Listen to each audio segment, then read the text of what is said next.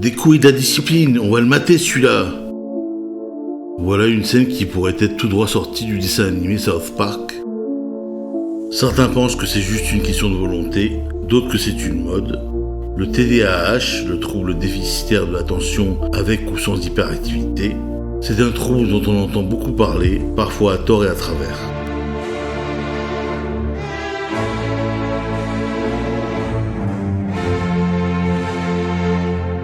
Did you know that the word trauma comes from the Greek for wound? And what is the German word for grief? Traum. Ein Traum. Wounds can create monsters, and you are wounded, Marshall.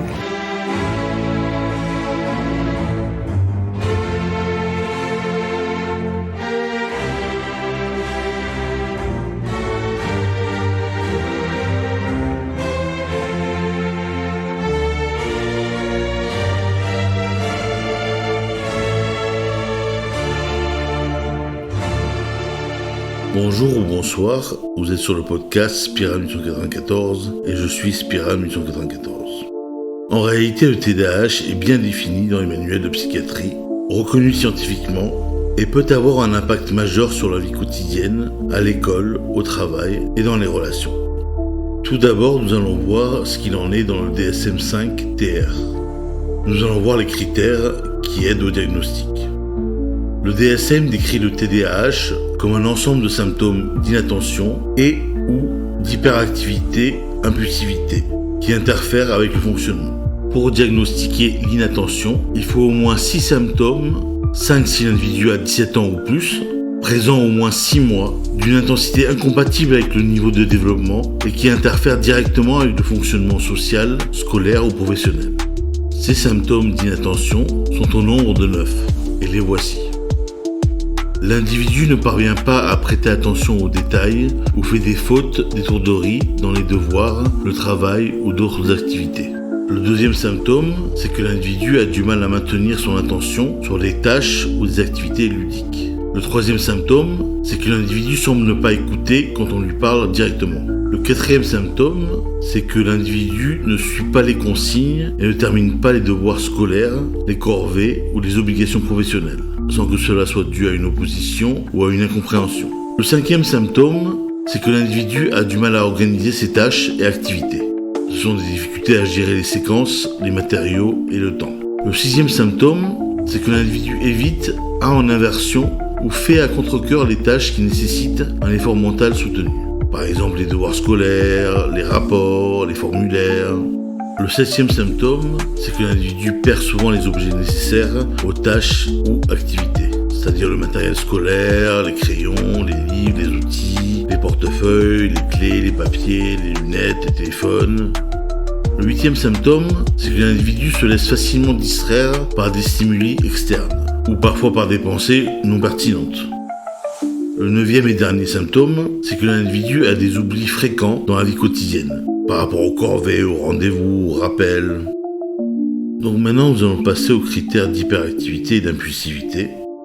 Comme pour l'inattention, il faut au moins 6 symptômes, 5 si l'individu a 17 ans ou plus, présents depuis au moins 6 mois, d'une intensité inadaptée et incohérente avec le niveau développemental, qui interfère dans la vie sociale, scolaire ou professionnelle.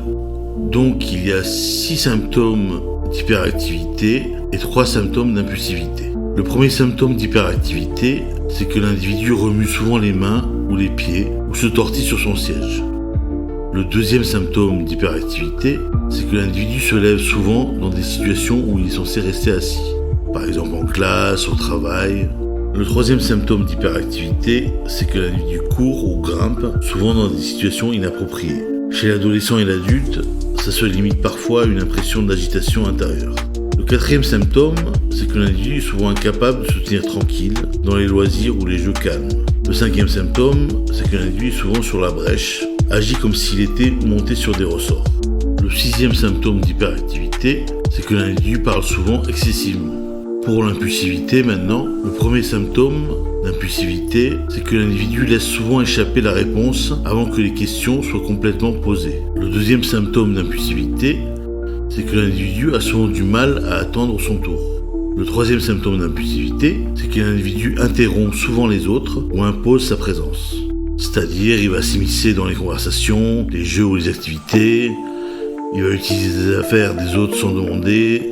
Pour poser un diagnostic, il faut que ces symptômes soient présents avant l'âge de 12 ans, qu'ils apparaissent dans au moins 2 contextes différents, par exemple à l'école et à la maison, et qu'ils entraînent une gêne réelle. Autrement dit, ce n'est pas parce qu'un enfant est parfois distrait ou turbulent qu'il a un TDAH.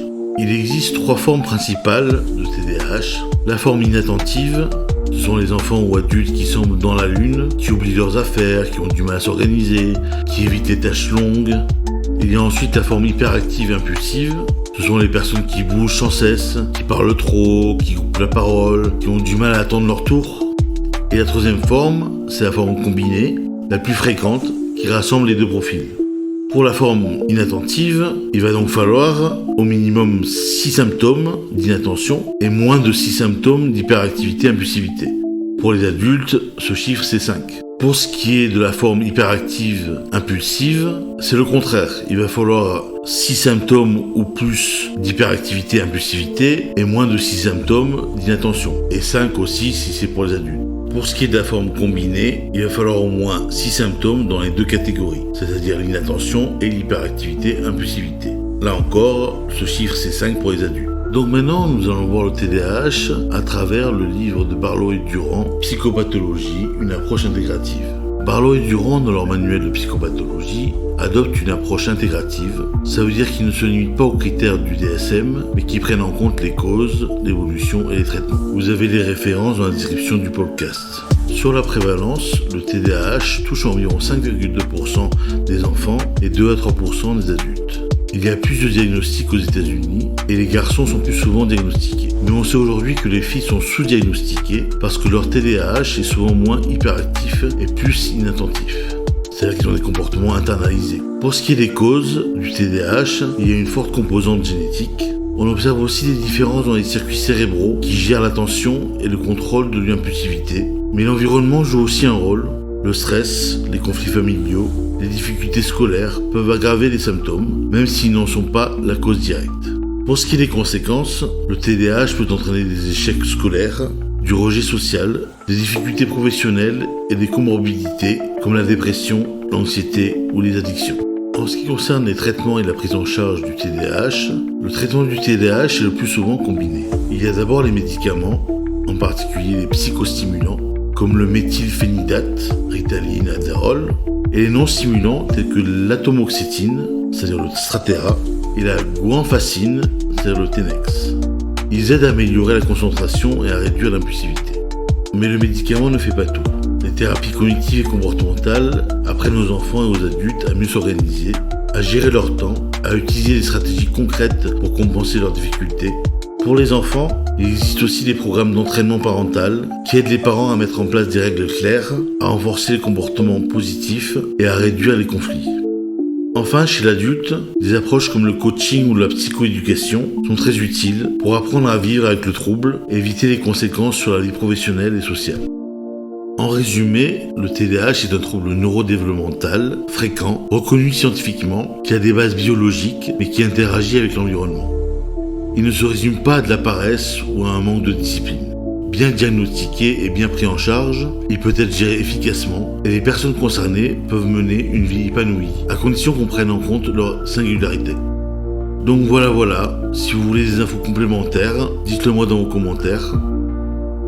Alors évidemment, si vous avez une souffrance quelconque ou un trouble psychique, il faut continuer à prendre son traitement, continuer à voir son psychiatre et continuer à voir son psychothérapeute.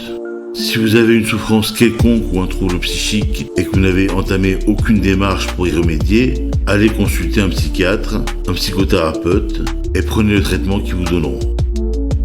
Le prochain épisode de l'été, et le dernier de l'été, sera sur le trouble dissociatif de l'identité.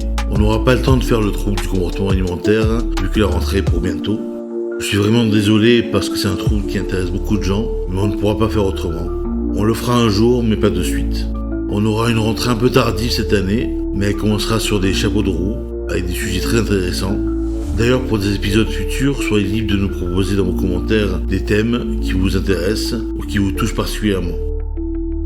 N'oubliez pas de faire un tour et de partager notre site internet spiral1894.fr où un ami à moi qui s'appelle Colo est en train d'ajouter du contenu à son espace blog personnel.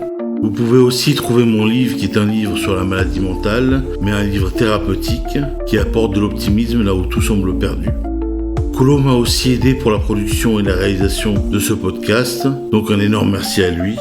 Vous pouvez trouver tous les liens concernant les réseaux et le podcast sur la description.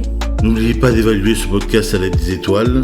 Et votre soutien financier via notre page Tipeee nous est vital. Le lien est dans la description. Allez, je vous souhaite bon courage et continuez de lutter. Ciao ciao.